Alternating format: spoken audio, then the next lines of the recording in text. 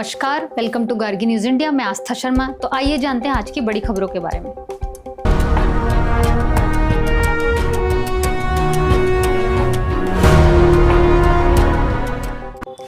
Ukraine के president Zelensky ने prime minister Narendra Modi से फोन पर बात की। ये कॉल एक खास वक्त पर हुआ क्योंकि चाइना में प्राइम मिनिस्टर नरेंद्र मोदी की मुलाकात रशियन प्रेसिडेंट पुतिन से होने वाली है। जेलेंस्की ने कहा कि इंडिया अब एप्रोप्रिएट सिग्नल देने के लिए रेडी है। ये बात इसलिए भी इम्पोर्टेंट है क्योंकि रशिया यूक्रेन वॉर अभी भी जारी है और पूरा इंटरनेशनल कम्युनिटी इसका सल्यूशन ढूंढने की कोशिश कर रहा है। इंडिया ने हमेशा अपनी फॉरेन पॉलिसी में एक बैलेंस स्टैंड रखा है। रशिया के साथ पुराने टाइज भी मेंटेन किए हैं और यूक्रेन के साथ भी पीस टॉक्स की अपील करते रहे हैं। इस कॉल के बाद सबकी नज़र अब मोदी पुतिन की मीटिंग पर है, जहां से एक बड़ी डिप्लोमेटिक डेवलपमेंट निकल कर आ सकती है।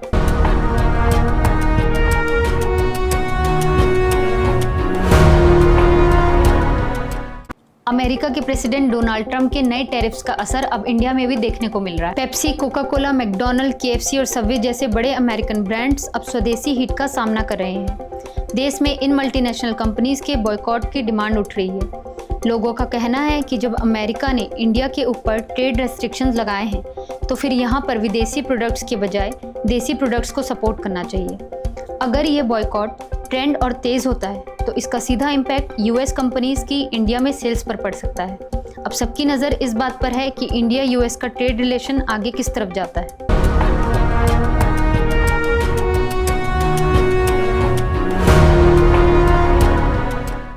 ग्लोबल ट्रेडर्स के लिए एक बड़ी उम्मीद जगी है क्योंकि डोनाल्ड ट्रंप के टैरिफ्स का इशू अब सीधा यूएस सुप्रीम कोर्ट तक पहुंच गया है। सुप्रीम कोर्ट का फाइनल डिसीजन ये तय करेगा कि ट्रंप का टैरिफ रिजीम जिंदा रहेगा या कोलैप्स हो जाएगा, और अगर ये सिस्टम गिरता है तो पूरे ग्लोबल ट्रेड फ्लोज का इक्वेशन बदल सकता है। इसी बीच ग्लोबल ट्रेड रिसर्च इनिशिएटिव यानी GTRI ने इंडिया से अपील की है कि वो भी टाइमली स्टेप्स ले ताकि बदलते ग्लोबल ट्रेड एनवायरनमेंट में अपने लिए मैक्सिमम फ़ायदा निकाल सके। अब सबकी नज़र यूएस सुप्रीम कोर्ट के फैसले पर टिकी है, जहां से इंटरनेशनल बिजनेस वर्ल्ड के लिए एक बड़ी डायरेक्शन निकल कर आ सकती है।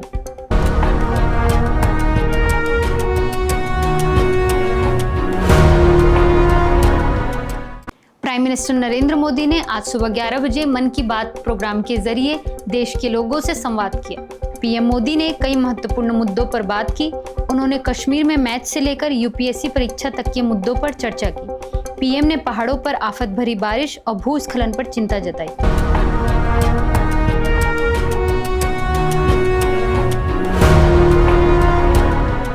Union minister for commerce and industry Piyush Goyal ने आज एक बड़े इंडस्ट्री लीडर के साथ गैदरिंग की। इस प्रोग्राम में उनके साथ यूएई के मिनिस्टर ऑफ फॉरेन ट्रेड भी मौजूद रहे।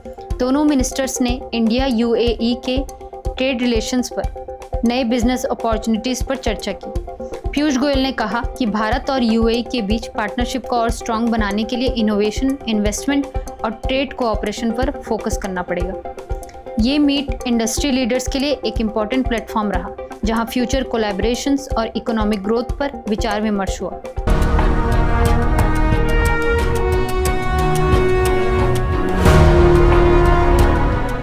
सरकार अब एक हिस्टोरिक स्टेप लेने जा रही है। गवर्नमेंट जल्द ही लॉन्च करेगी आदिवाणी का बीटा वर्जन, जो इंडिया का पहला AI पावर्ड ट्रांसलेटर होगा ट्राइबल लैंग्वेजेस के लिए।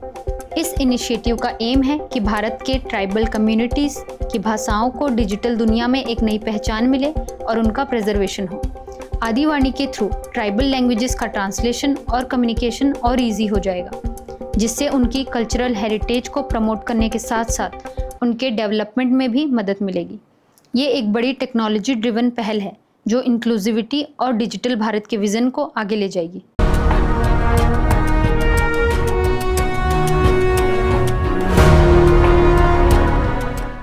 इलेक्ट्रॉनिक्स और IT मिनिस्टर अश्विनी वैष्णव ने यूपी के नोएडा में इंडिया की पहली टेम्पर्ड ग्लास मैन्युफैक्चरिंग फैसिलिटी का इनॉग्रेशन किया। ये state of the art plant mobile devices के लिए टेम्पर्ड ग्लास बनाएगा, जिससे भारत में स्मार्टफोन मैन्युफैक्चरिंग इकोसिस्टम को और बूस्ट मिलेगा।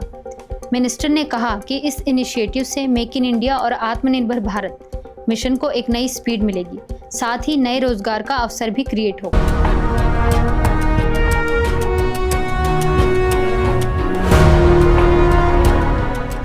लोकसभा स्पीकर ओम बिरला ने एक इम्पॉर्टेंट अपील की है।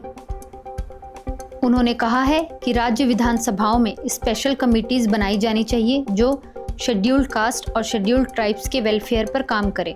स्पीकर का कहना है कि ऐसी कमिटीज के थ्रू मार्जिनलाइज्ड कम्युनिटीज के इशू को और इफेक्टिवली एड्रेस किया जा सकता है और उनके डेवलपमेंट के लिए मेजर स्टेप्स लिए जा सकते हैं।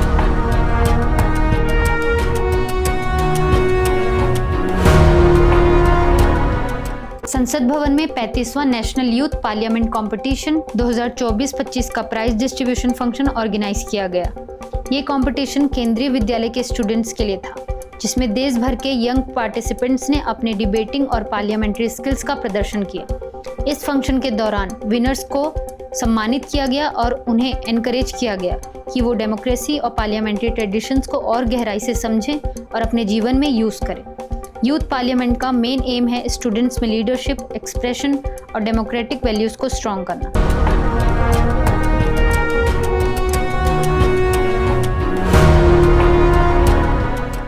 पंजाब में फ्लड सिचुएशन अभी भी काफी सीरियस बनी हुई। रवि, ब्यास और सतलज नदियों में पानी का तेज बहाव जारी है, जिसकी वजह से नीचे के इलाकों में बाढ़ का खतरा बढ़ गया है। कुछ हिस्सों में बारिश भी हो रही है, जो स्थिति को और मुश्किल बना रही है। अथॉरिटीज ने रिलीफ और रेस्क्यू ऑपरेशंस को तेज कर दिया है और लोगों से अलर्ट रहने की अपील की गई है।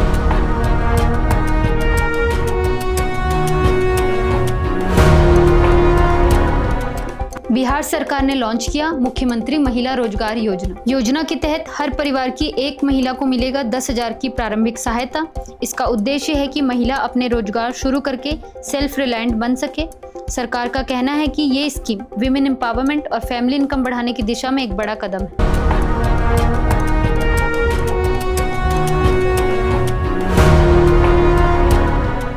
चाइना विजिट के दौरान प्राइम मिनिस्टर नरेंद्र मोदी और चाइनीज प्रेसिडेंट शी जिनपिंग की बायलैटरल मीटिंग खत्म हो गई। ये मुलाकात लगभग 1 घंटे से ज्यादा चली, जिसमें दोनों नेताओं ने रीजनल और ग्लोबल इश्यूज पर डिटेल में चर्चा की।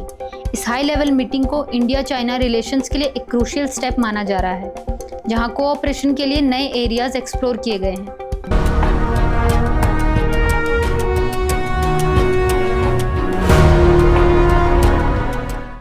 कांग्रेस लीडर टीएस सिंहदेव ने तृणमूल कांग्रेस एमपी महुआ मोइत्रा के रीसेंट रिमार्क्स पर कड़ी आलोचना की है।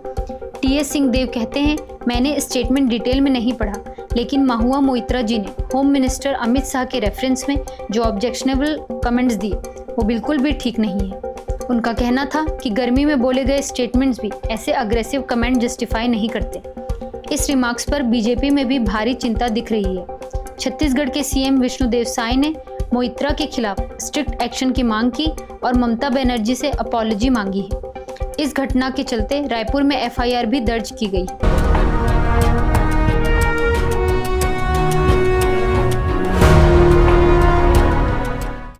ये थी आज की बड़ी खबरें, तो बने रहिए गार्गी न्यूज इंडिया के साथ और गार्गी न्यूज इंडिया को लाइक, शेयर एंड सब्सक्राइब करना ना भूलिए। धन्यवाद।